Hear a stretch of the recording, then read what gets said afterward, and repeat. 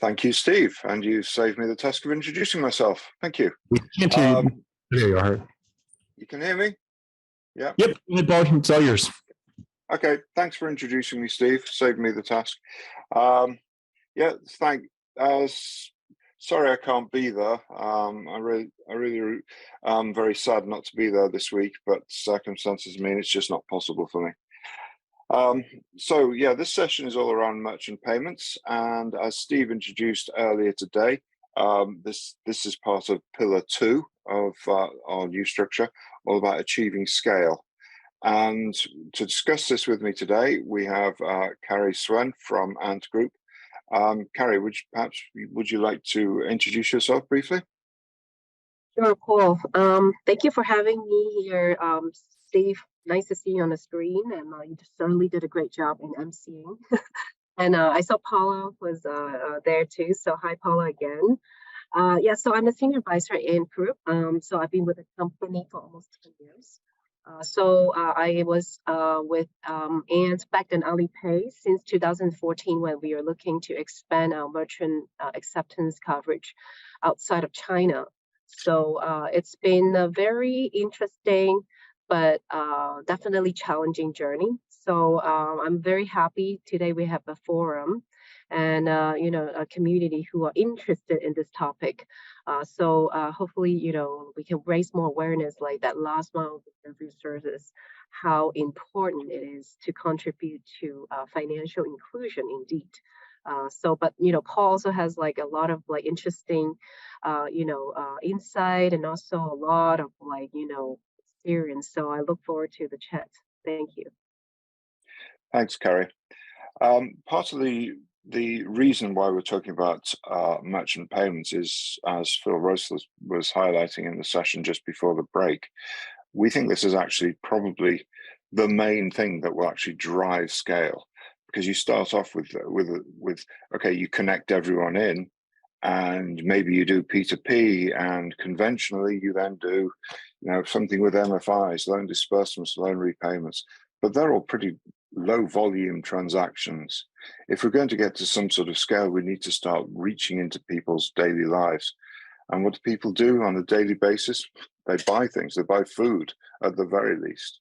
And I always say, particularly in a rural area, or perhaps where there's limited electricity supplies, which means there's no refrigeration, people are buying food on a daily basis, maybe even 2, 3, 4 more transactions every day. So if we can reach into that and facilitate it to make it useful, not just for the end customers, but also create a proposition that works for the merchants, we can really help a deployment out there to achieve scale.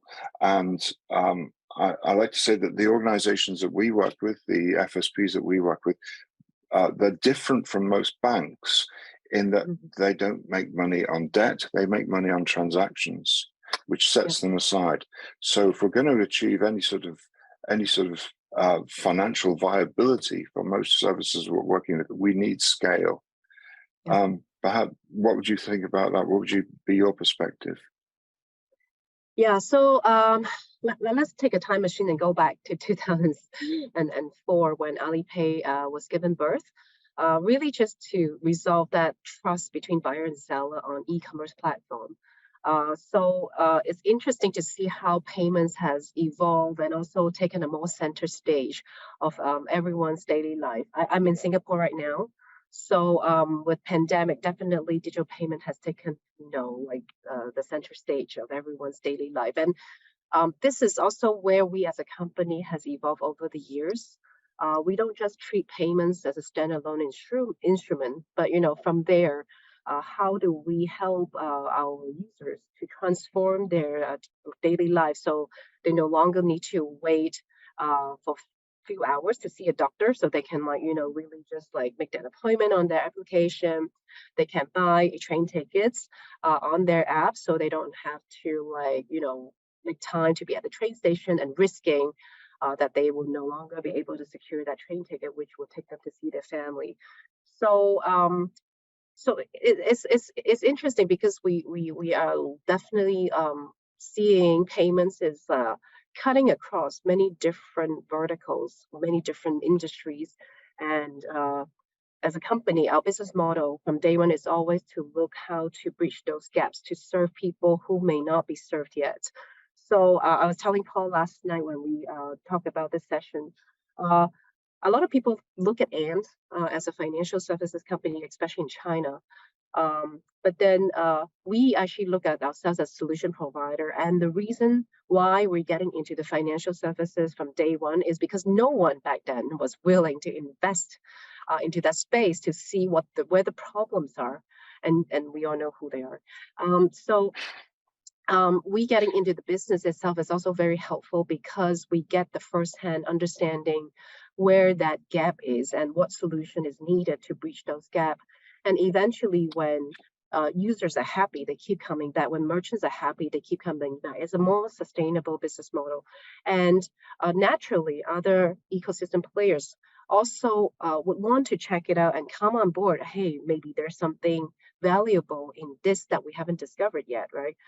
So I think this is like kind of what we have been doing in China. But of course, as we reach a critical scale, then it has systematic impact on the economy itself. So as everyone would be aware, there was also some auto correction, where, regulation should be and how big corporates should behave, how data should be shared.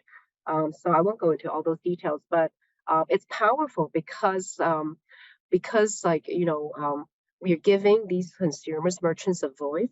Then they can tell the banks and other financial institutions what they want. And even till today, now everyone's talking about SMEs, how to serve SME better. But we still see a lot of gaps in terms of like those who said they are going to serve these merchants.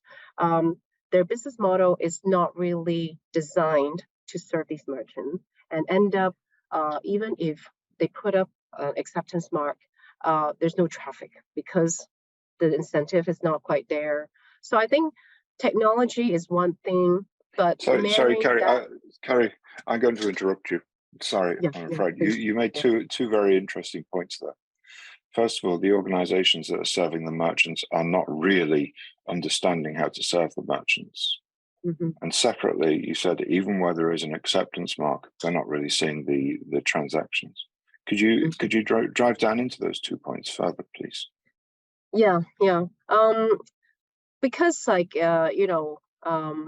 when we talk about corporates who are incentivized, I think for merchants, for them to come back to digital tools, there needs to be incentive for them to come back. Or otherwise, we have experienced so many times where we went to the merchant, we teach them how to use the QR code payment, and then the next day when our BD went to visit them again, they put the machine underneath their desk. So they're not interested. So you have to have a sustainable business model for them to realize this is something I want to use, or the consumer would demand me to use in order for me to do business, right? So that's why, as a company outside of China today, we are focusing on cross-border payments, particularly around tourism, because for especially the medium-sized merchants, you really need to see the consumers keep coming back to them in order for them to convince them this is really something I need.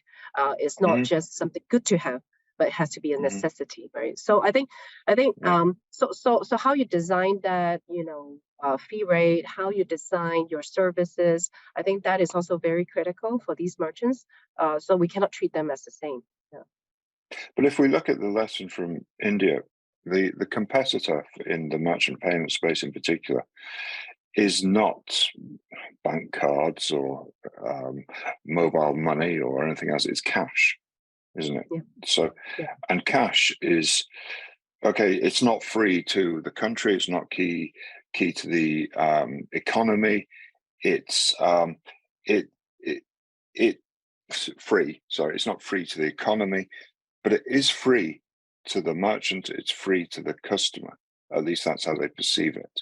So if we're competing against free, how do we introduce any form of merchant service charge? And if you look at what happened in India, they introduced I can't remember the term they used, but essentially a merchant service charge, and that immediately killed the transactions, and everyone reverted to cash. Exactly. Exactly. What's your perspective on that? How Yeah. do we First of create all, I a think value proposition for the merchant? yeah. So so that's why I'm telling people Alipay is no longer just a payments company. What we are actually investing more on is digital marketing, because this is exactly the tool that these like small medium merchants would need to bring the customer, the traffic to their store, so there will be real transactions happening, right? Because Hmm. like without marketing, it's very hard for them to compete these days, especially when we talk about tourists who may not be familiar with Yeah. like the shops available. So and it's very hard for the merchant to reach out to this group of people because they don't know where to get to these people. So we are kind of building these softwares on top of just payments is like kind of the underlying functionality, but we Yeah. make it like more than just payments, so merchants see the values in it, and they see consumers keep coming back because of our recommendation, and then that's how they see where our values are and where digital tools values are. And then on top of that, potentially you can also provide data analytics to them, so they see how the stock takes are doing, and then they can actually stock in, for example, onions, because somehow winter people like onion soup better, right? So like to how to manage that stuff. Like so, uh, um, so I think when we look at payments, we need to think about all these like things, right? Which Yeah. Yeah. what makes Yeah. it sticky for the merchants as well. Yeah. Yeah. I mean, I've thought of, well, let me put out my thoughts on this precisely, since this is supposed to be a discussion. um, Yes, please. I've always thought that you can't charge merchants for the transactions, because it will just kill the transactions. Yeah, yeah. So you've got to find some way of making money out of them. So you need to add various value-added services, and you've mentioned one just now, stock management. That's a clear one. Maybe links into wholesalers for automated ordering, something like that. Mhm. And maybe we need just general financial tools to help them run their business, and maybe something around staff management, for example, because even the smallest shop needs some form of staff. Yeah. And maybe even linking into a bank or other FSP for regular loans, because there's a lot of some very MSMEs that operate on daily loans for stock purchase. Yeah. And I think you can bundle that up, and then you can maybe charge the merchant a weekly or a monthly fee. Do you think Mhm. that proposition has legs, or am I dreaming here? That is already happening. So I think like what is actually very enlightening to see is there are a lot more innovations around how different stakeholders come together to contribute their strengths. So for example, what we have done in Bangladesh about 2 years ago is like we provide the credit scoring algorithm to a Hmm. bank, to a local bank. And on the other hand, we work with a local wallet partner who can contribute the data set to the bank to run this algorithm. So at the end, the three parties work together to lower the risk of non-performing loan ratio. So the banks is more likely to extend the loan to merchants, right? So this is just an example how we talk about open data, open finance, like it's already happening. And there are a lot of companies who are more specialized on certain things, and they're also coming together to see how to help more banks to open up their API connection, and so they can also add more different types of services to their customers. Yeah. Sure.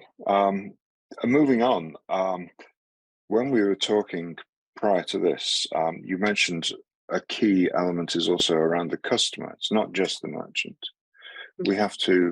have to make it accessible and usable to the customer, but we don't really have power over that within the Mojaloop space, because of course within Mojaloop all we're doing is interconnecting the FSPs. Now, do you think there are strategies we could adopt which would allow us to perhaps reach beyond the FSPs and reach to the customers to help drive a positive usability experience? Yeah, I think when we talk about payments, there are actually different layers of data flow, money flow happening within that architecture, right? So I think what Moja Loop is actually stood out is because it's a market-driven open source platform infrastructure. So I think the importance is to think about how easy it is for different types of payment system or different types of ecosystem players to come on board. Because again, I also spoke to Steve about it. It's just, when you run the whole payment scheme, whether it's like faster payment system, whether it's like Visa, MasterCard, right? It's not really just that platform alone. It's really also the banks who are supporting the underlying like money flow, and then like who are actually doing the KYC, who's doing the risk management, right? So all these people needs to be able to have a way to plug in themselves into the rail. So at the end, you can add another layer of application on top of that, and more people can also come in and be enjoying like like extra services that will help them to be more used to the digital payment. I'd love to be in the same position as Visa, but unfortunately we're not. And it'd be great if we could just set our branding guidelines and define exactly how it interoperates at the merchant. But I don't think we're quite there yet.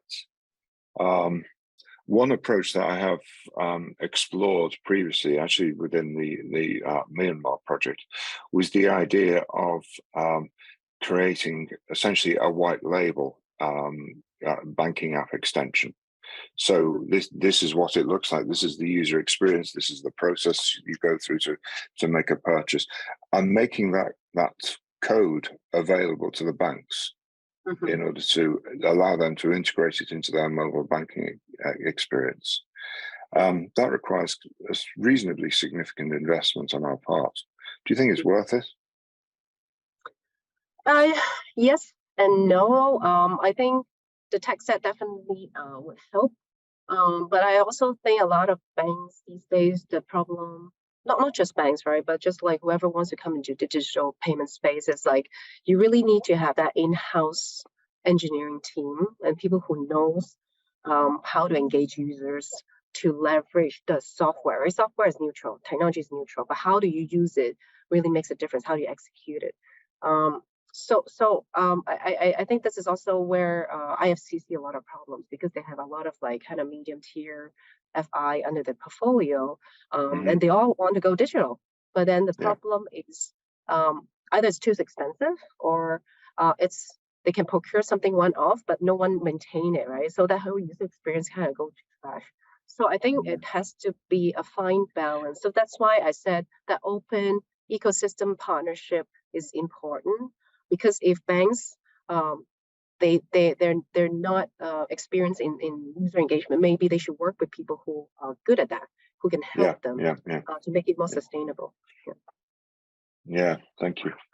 You actually just raised a particular point that I wanted to explore as well, in how we manage the relationship with merchants.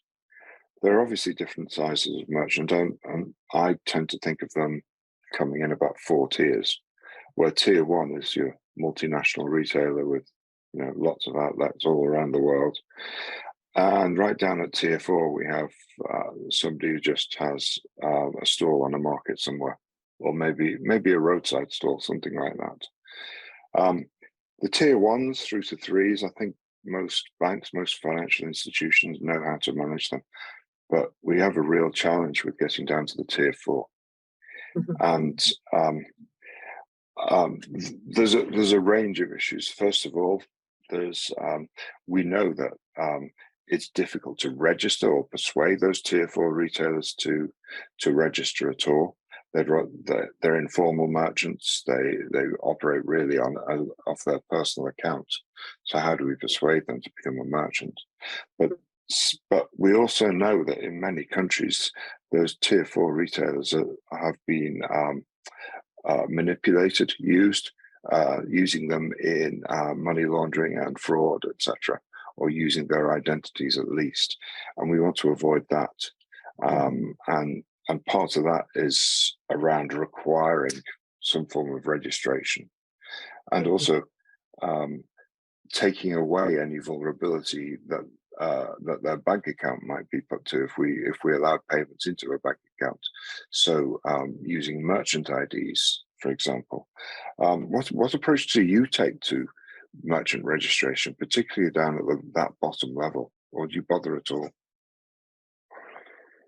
We actually invest quite a bit in knowing who our merchants are. We obviously work with like acquirers, right, who can actually have the local network and then way to screen out. But it's not perfect. We also run into cases like, Wirecard, which we thought are big enough. So I think it's also, what is the, AML risk tools that you're using to make sure you are noticing red flag timely. So for us, our AML, we can it's an in-house solution, so we can actually adjust the label at a timely basis. For example, if there's World Cup coming up, then we can change the label right away, so to catch any potential illegal gambling. So I think it's hard because you're right. I think there are a lot of like individuals out there looking for opportunities as well. So how do we outbeat these people to make sure they are screened out, so merchants who really need the service will be able to access the service. So I think in China, actually, obviously we work with like the platform Alibaba, Taobao, to understand who these merchants are. But I think outside of China, it's a bit more challenging because I think just there's lack of infrastructure to even like, to tell like what the credentials of these merchants are.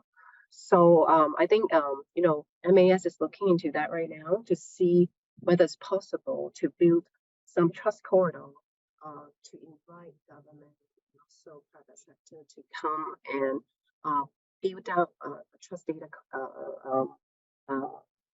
data platform. So at least, we can get more information about who we're dealing with. But I think it's a big effort, and it would take years to be tested. Because I think there's also another problem now with data sovereignty. I think a lot of countries are extra careful. Yeah. Good enough. So maybe some credential wallet would be an interesting concept to think about. A credential wallet. What would be in that wallet? Yeah. So for example, I'm a chef. I don't have a very structured career path, right? I probably work at this restaurant for 4 weeks, that restaurant for 3 weeks. But there's a system where I can log in, where I worked, and then it get validated by my employer. So I have this like wallet that kind of shows validated data point to show from like 2020 where I have worked at and what experience I accumulated, and it's been like validated through blockchain, right? So I think that is also another like very interesting concept that like has yet been tested, but seems a little bit more promising. So we are working with also the Singapore government to look into using learning as a test case, right? For SME who have completed a digital training course, then that certificate will be tokenized and stored on that credential. Right. So next time when they want to obtain a loan, then the banks will see, at least this SME has intention to learn what digital payments is all about, right? So that is for an example. Okay, I can feel another whole 2-hour session just on that. I really, really want to discuss that further with you. It's fascinating. Steve is very clear that I should be wrapping up now, but before we go, I cannot let you go without asking you this one question. You've mentioned acquirers a number of times. What kind of organization are the acquirers? Perhaps you could explain on that, and then Steve, I'll pass back to you. Can you hear me? Because I got a message. Yes, I can hear you. Yes, yeah. Okay, good. Well, acquirers like basically are the ones who sign up merchants and have like policy to manage the merchant settlement clearing. So I think Adyen is one, so I think there's a lot of like credible player out there, managing that relationship for the moment. Okay, that's brilliant. Thank you, Carrie. This is far too short a session. I feel as though we've barely got started on this. Thank you. I'd like to thank you for your time. You've been a really good panelist interviewee. I've really enjoyed this. Thank you very much. And Thank you for I'll having me. pass back to Steve. Thank you.